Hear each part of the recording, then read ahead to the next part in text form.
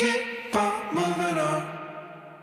Hello and welcome to a brand new season of the LFS podcast with me, Kevin Ferris. Coming up on the show, it's a brand new season and we have some brand new additions to the podcast, all to be revealed shortly. And we'll be wrapping up all the latest news stories and transfers from the footballing world. Plus, all the latest updates from the Women's World Cup from Down Under. All of that and much more to come on the LFS podcast. Keep on moving on. Hello, everyone, and welcome back to the LFS podcast, a brand new season on the channel. And I'll be looking forward to this one. I am so looking forward to having the LFS podcast back on the show, having another show to record and to do every week. And it's great to be back. We have so much lined up. It's going to be it's going to be a blast. It's going to be absolutely incredible. So I hope you can join us. Not every week, but we'll be here to help you all the way through all the latest stories and transfers, plus updating on big topics that happen throughout the week. And you can get involved too. I'm going to talk about that in just a moment.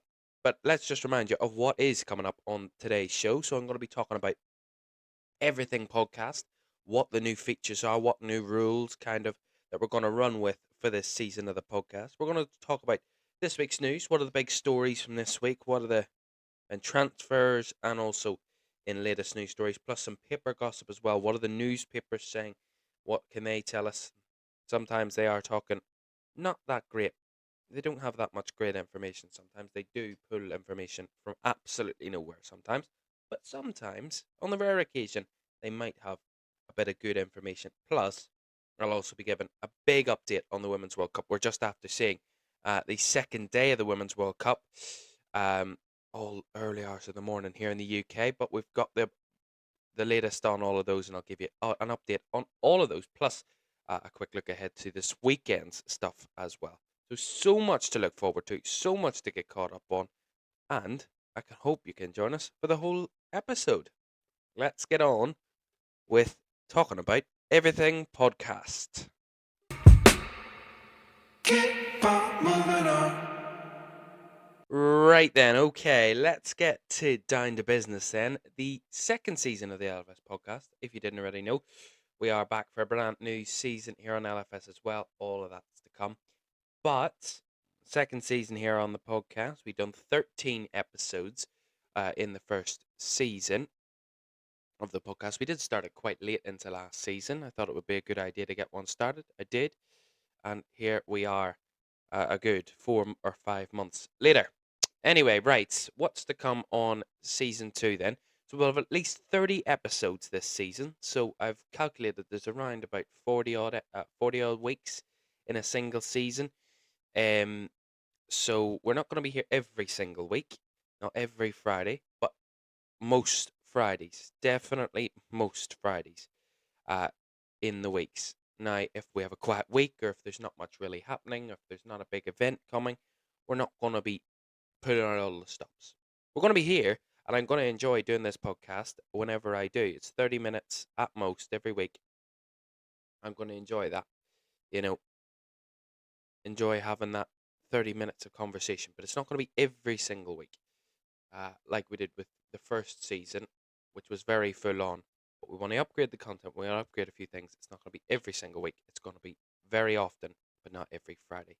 Also going to do members specials. So I wanted to upgrade our members who maybe haven't felt that they've got the full experience. So we're going to do member specials once every month. So one for every month of the year: August, September, October, November, December, blah, blah, blah, all the way through to the end of the season. We're going to have a member special. There's going to be a lot involved in that. We're going to have the likes of certain different topics that we're going to talk about, unpopular opinions, unpopular ideas. We're going to do a few fun things as well. They're going to be released every month for only the members of the channel. Also, viewer contributions. So basically, topic suggestions. Suggest some topics. I'll go through those topics. Also, send in your unpopular opinions. Any unpopular opinions you have, we'll chat through them. We'll go through them. You don't have to be named if you don't want to be named. But unpopular opinions seems to be a great idea.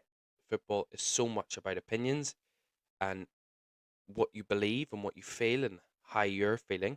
So it would be great to get opinions that you feel that are unpopular amongst the wider audience, which will be great to see. Great to get the viewers involved. And then the usuals. We'll have weekly news updates, all these updates. We might have some special shows in terms of a wee news clip that will all go under the LFS podcast, and also some interviews as well to see what we're going to do. I haven't thought about that yet. I've wanted it. I want to do it. I'm determined to do it. We'll see who we can get and what we can do about that. But it'll be great to have your appreciation or your help on that throughout the season, on interviews as well. So much to look forward to from the second season of the LFS podcast. It's going to be a long season, 30 episodes. I'm going to enjoy it. I'm going to love being here almost every week with you. And hopefully you can join us almost every week to be here and get involved in the conversation. Definitely. Right. I'm not good at those types of things. We need to move on, and we'll get on to this week's news. Keep on moving on. Right then, this week's news, we have a couple of stories this week, and this big one that's just come through in the last 10, 15 minutes. Just as I was preparing today's news stories, what were the big stories of the day? I had to put this one in. Italy and Paris Saint-Germain goalkeeper Gianluigi Donnarumma and his partner have been attacked and robbed at their home in Paris. The couple were targeted by several people and tied up at their flat in the 8th district in the centre of the capital, police sources have told French media. They are said to have escaped to a nearby hotel. The alarm was raised by hotel staff and the couple were taken to hospital. A spokesperson for Paris prosecutor's office told sources an investigation has been opened on charges of armed robbery in an organised gang and aggravated violence following the events that took place overnight at Mr. Donnarumma's place. Unconfirmed reports on the news site Act217 say the attackers made off with jewellery, watches, and luxury leather goods worth as much as €500,000. The footballer was lightly injured while his partner, model Alessia Elephant, was unharmed, sources told Agence France Presse. In a statement, his agent said Gianluigi Donnarumma, 24, and his partner are in shock at what happened but are doing well under the terrible circumstances. Both are assisting the police with their inquiries. You hear about this every now and again of a footballer and their home being burgled, and it seems to be happening more often recently. We had one with Raheem Sterling during the World Cup, and that's only one that I remember in recent times. But there's been a couple of them over the last few years where homes of footballers, whether they're in them or not, have been burgled and there's been attackers that have been in the house and stole thousands upon thousands worth of goods. And you know, these footballers are already under immense pressure and immense stress dealing with high quality football. Now, he's on his break and he's on his summer. It might not be back with PSG for the pre-season yet. I'm not too sure. But you don't want to be burgled. I mean, it doesn't matter what time of the year it is. You don't want to be burgled at all. And it's a horrible situation. And hopefully, Gianluigi Donnarumma and his partner are okay. It seems like they are. But it will mentally affect them for quite a long time. Moving on to transfers, and Everton are in talks to sign Dutch winger Arnaud Danjuma on a season-long loan deal from La Liga side Villarreal. The 26-year-old looked like heading to Goodison Park in January after reportedly agreeing a deal, but instead joined Tottenham for 6 months. Danjuma struggled for game time at Spurs, scoring twice in 12 games, but never completing a full 90 minutes. The Toffees have now rekindled their interest, and Danjuma will become their second summer signing. I think this would be a good signing for Everton. They need something different, and they need a bit of, I don't know. I mean, I'm confused as to what Everton need at the moment. They've tried so many things over the last many years. They actually don't know what they need anymore to keep them in the division. The last 2 seasons they've been battling with relegation. They've escaped it on both occasions, but they've signed Ashley Young, who is 38, by the way, 38 years of age. I don't think he's going to offer you very much at fullback at 38. Although, I'm there to be proven wrong. If he does want to offer something, go ahead. I just don't think at 38 you're going to be offering too much.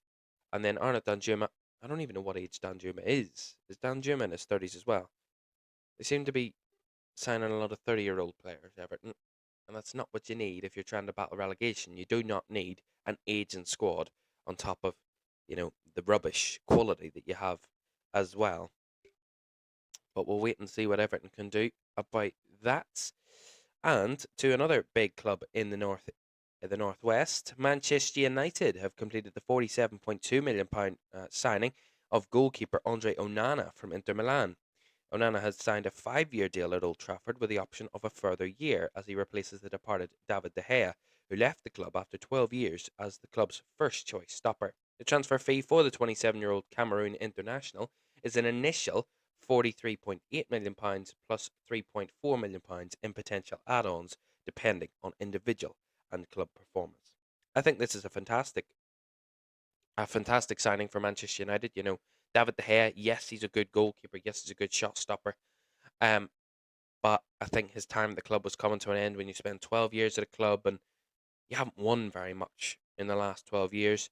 I think it's time for a change for the club and a change for the player as well. And I think that was great to see.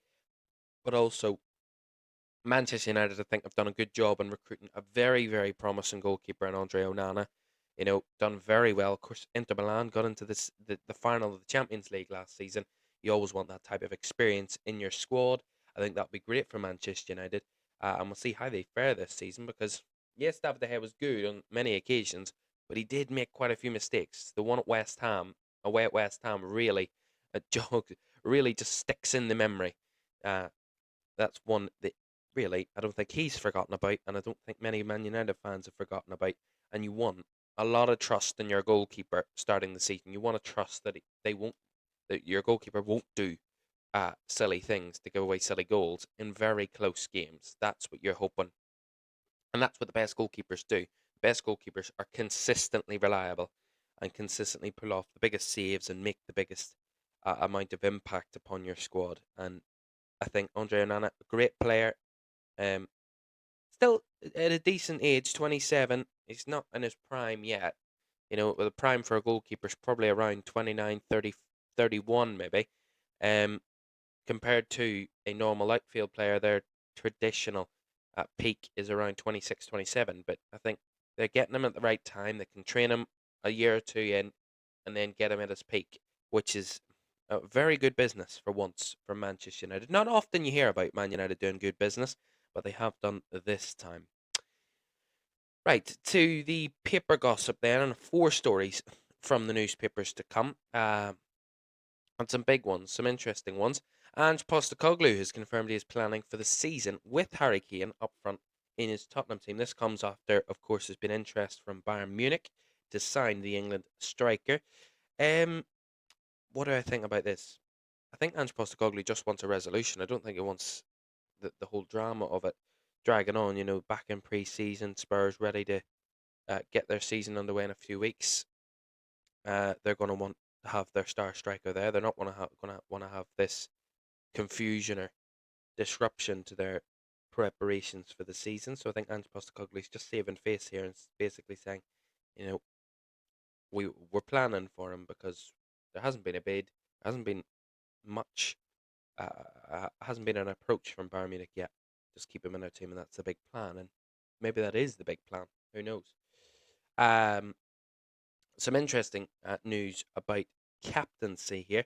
Liverpool new boy Dominic Szoboszlai has appeared to suggest that Virgil van Dijk will step in as the Liverpool captain if Jordan Henderson quits Anfield in the coming days. Of course, Jordan Henderson has been very heavily linked with a move to El Ettifaq in the last few days. Of course, moving to Saudi Arabia, which has caused some anger amongst Liverpool fans about his moral values and certain things. Plus, the club captain leaving on such a strange note is a bit weird. But apparently, the clubs have agreed a deal. Medical is on the way. And of course, club legend, Liverpool club legend Steven Gerrard is the manager at El Ettifaq as well. So that is going to be interesting to see what happens there. But Virgil van Dijk becoming the captain, that's another interesting point. You've Trent Alexander-Arnold there, and the Scotland captain Andy Robertson. Would Virgil van Dijk be the perfect captain? Who knows? But we'll find out if that is the case. Speaking of Liverpool players and a former Liverpool player, Sadio Mane is set to become the latest big name to make the move to Saudi Arabia, with the former Liverpool star set to link up with Cristiano Ronaldo at Al Nassr. Another big move from Europe to Saudi Arabia on the cards. They're really raking in the players, these Saudis. Absolutely raking in every single player they can get their hands on. They're getting in. And also, speaking of this is another one of our stories today. Al Ali are continuing their Premier League recruitment drive by targeting Arsenal midfielder Thomas Partey, as well as Fulham boss Marco Silva. They're not only stealing managers, they're not only stealing players, they're stealing managers now. They're stealing everybody. Before you know it, they'll be taking club logos and everything with them, and brand names. Honestly, like, I mean, if you're getting rid of dead wood, then it's a good place to put all the dead wood. It's like what the USA were doing for quite a long time at the MLS. It was like old retired players, Wayne Rooney, David Beckham, Steven Gerrard, and now Lionel Messi, of course, all going to the MLS. It's kind of the push them all away. Give them this lower league football. It's not really going to give them much interest, but they can still play football in their own worlds, whatever they want to do. Just seems this is a bit different. I don't know why it seems strange with Saudi Arabia. It's just all the money they're getting. Very strange. Right, that is this week's news. Those were the gossip columns, all the main stories from the newspapers, and also our big transfer stories. We'll be back with the update from the Women's World Cup.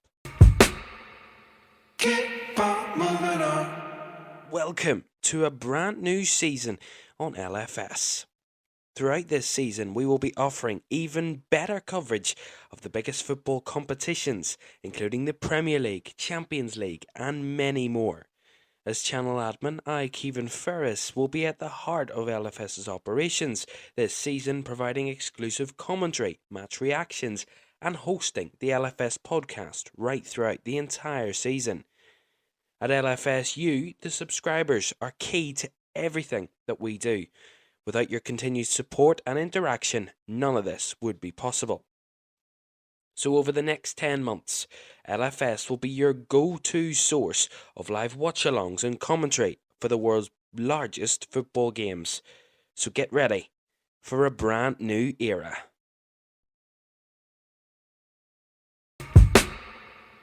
Keep on moving on.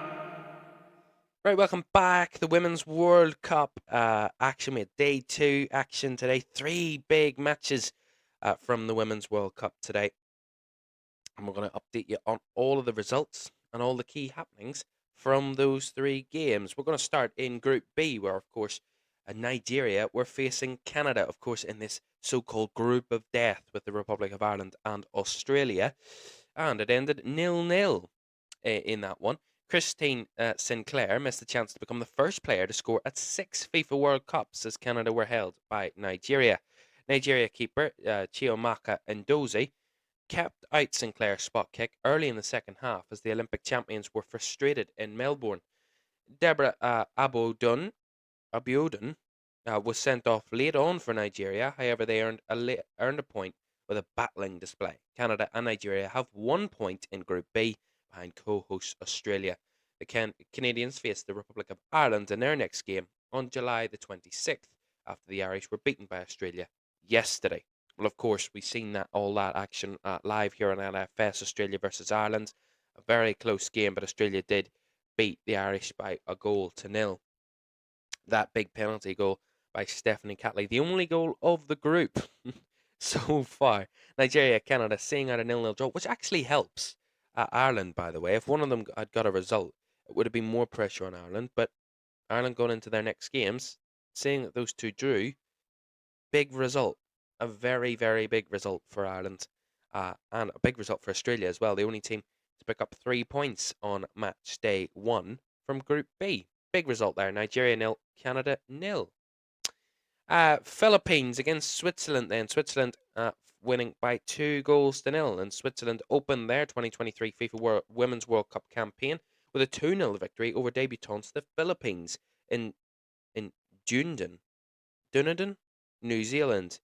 Ramona Bachmann's penalty late in the first half opened the scoring for the Swiss before Serena Puebel doubled their lead with a close range effort in the 64th minute.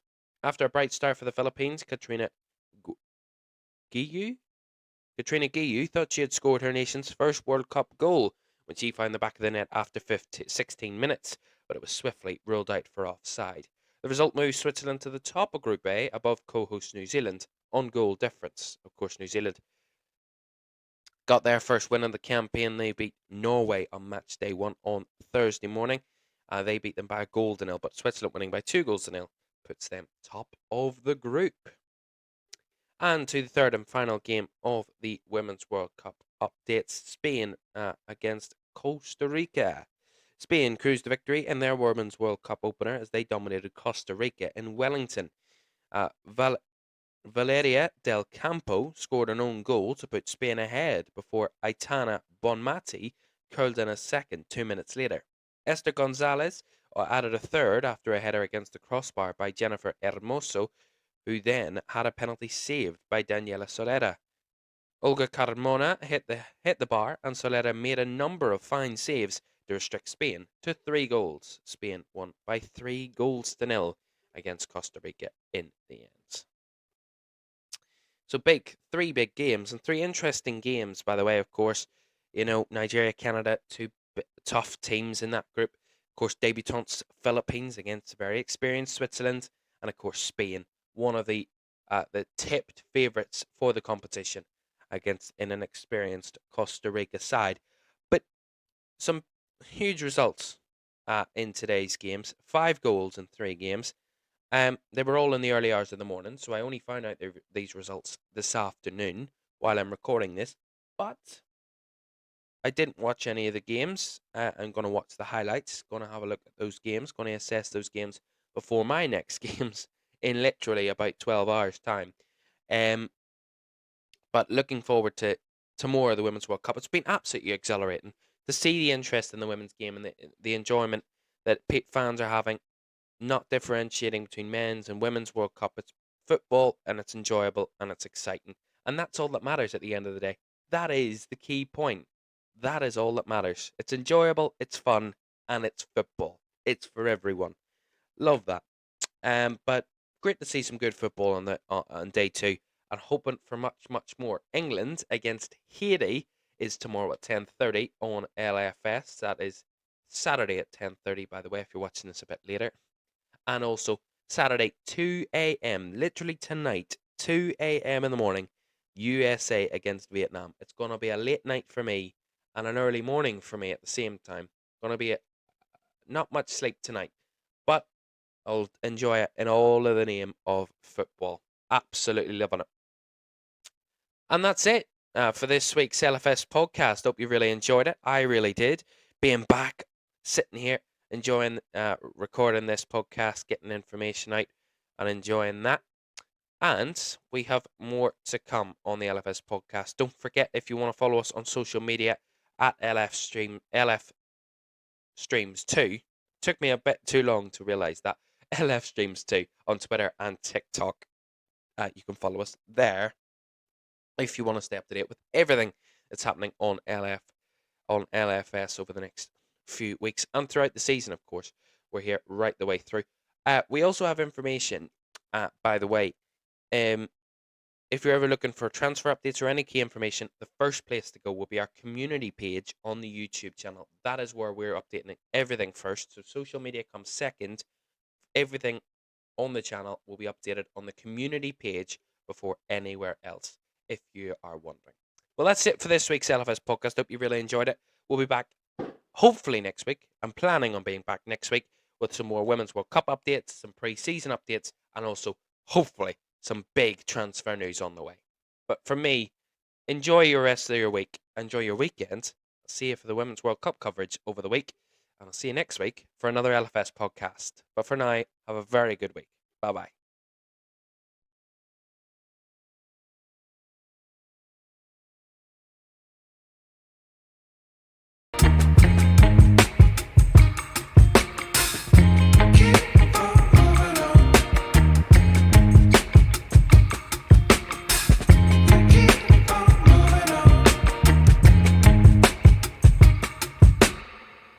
Keep on moving. moving on.